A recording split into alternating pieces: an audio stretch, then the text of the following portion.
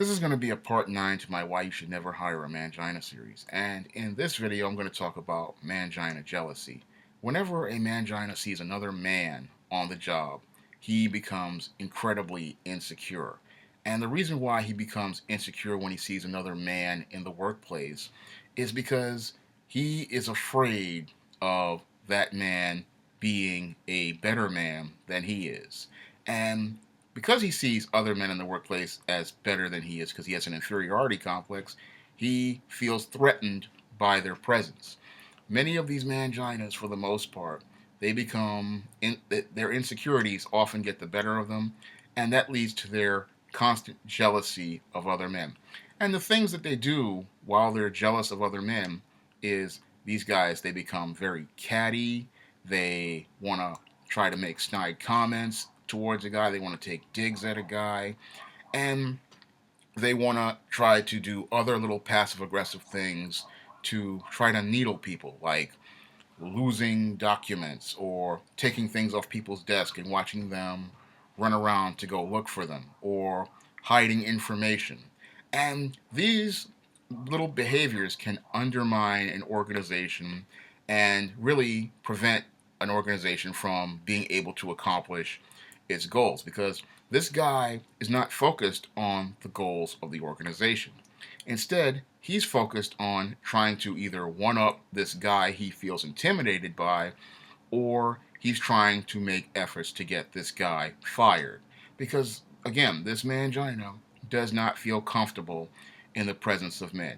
Whenever he feels anyone who radiates a strong masculine energy or a strong masculine presence, he starts to get really jittery. And the reason why he gets jittery is because he's pretty much effeminate.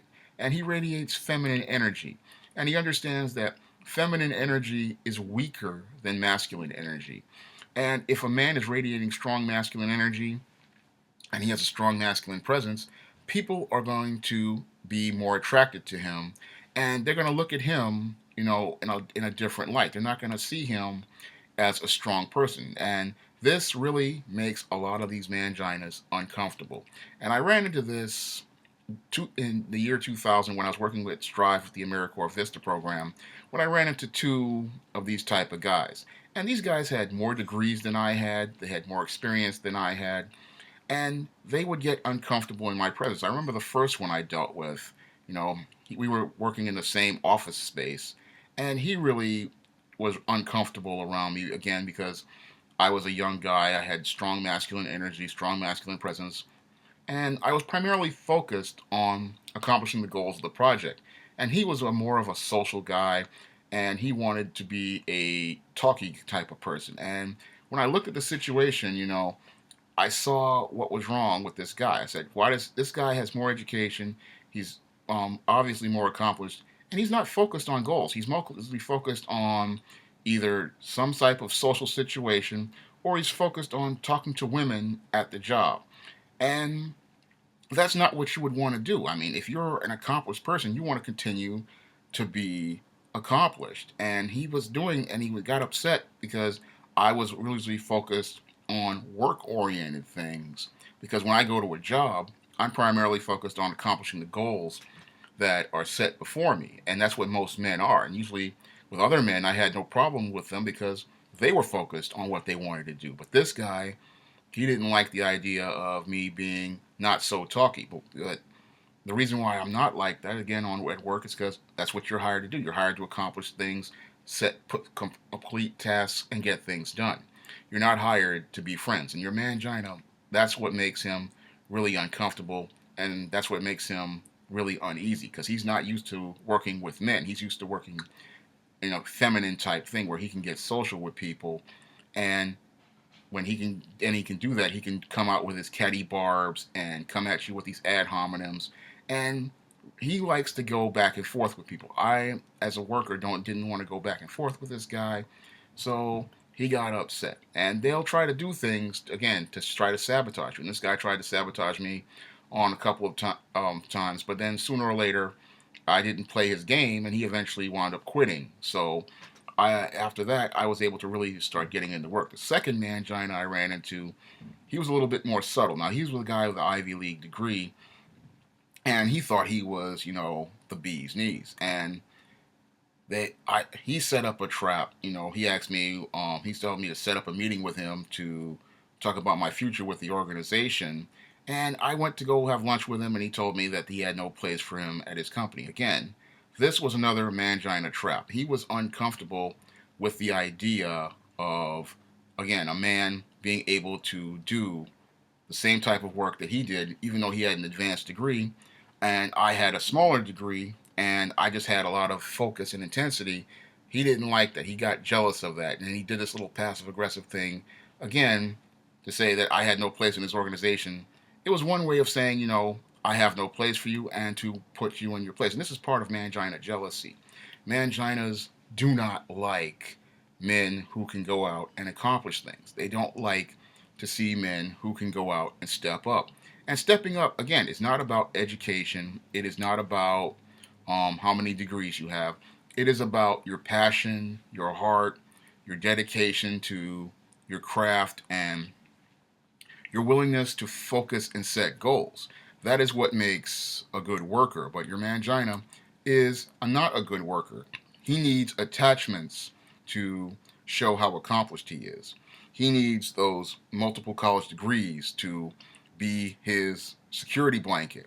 He needs accolades from prestigious people to be his security blanket to show how accomplished he is. He cannot go out here and stand up like a man and say, look, this is what I do, this is what I bring to the table, and this is what I want to accomplish. That's what a regular man does. And that's why another regular man is not intimidated by other men, because he's confident and secure in himself, and he knows what he brings to the table, and he knows either people are going to accept it or not. Meanwhile, your mangina, he gets jealous when he sees men like that who can just go out and do for self and not need to have security blankets. Um, Whenever these guys go out, they always have to tout their degrees. They always have to tout the people that they know, and they cannot come and approach people without those things. That's why they get jealous when they see other men. And they express their jealousy, again, through all sorts of passive aggressive behaviors. And I ran into this when I was working at City College. Again, another accomplished person. This person was a college professor. Now, you would think a guy with a doctorate wouldn't be worried about a guy who's the clerk at the library, but this is what I ran into. And part of it was I started to see his jealousy, show in little ways, because this guy would never talk to me.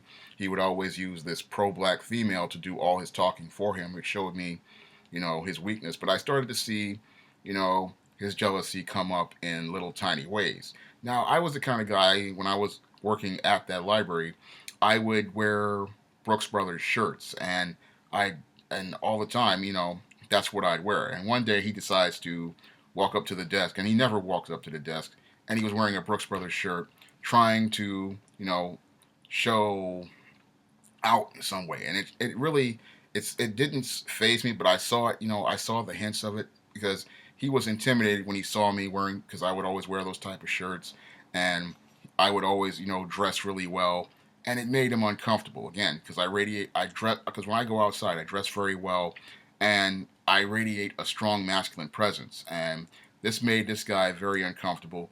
And that was one of the ways he would be passive aggressive. Another way he was passive aggressive was with the time. Now, I had to open the library, and I was opening the library regularly at 9 o'clock. So he goes to the female and tells her to tell me to open at 8:55. And I'm looking at this and going, "There's something wrong here."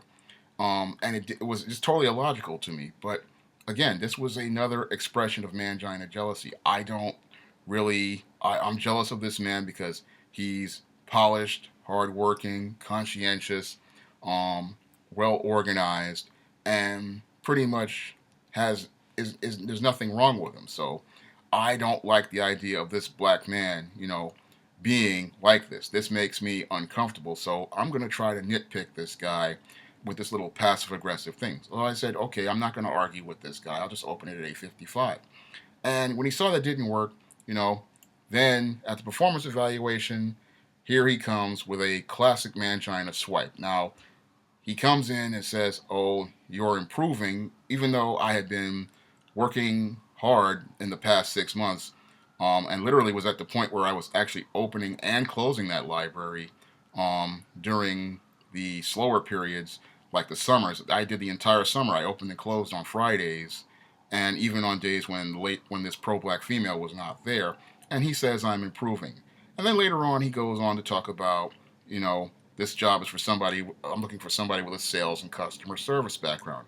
Again, another Mangina swipe, because he feels intimidated by my presence. He feels intimidated by who I am and the things that I have done in the past. Now, I only wrote one book at the time, and this I think it kind of needled him that I had written and self published my own work, but I think it made him upset. And the whole thing is that um, in this situation, it got to the point where he kept escalating things, and eventually I wound up being terminated from that position.